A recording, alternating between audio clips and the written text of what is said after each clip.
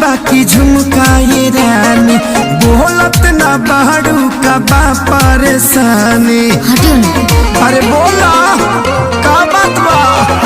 पायल भुलाइल बाकी झुमकाए रानी, बोलत ना बाड़ू का बाटे परेशानी। काहे तोहर भोरे से लटकल बलोला हो, लटकल बलोला।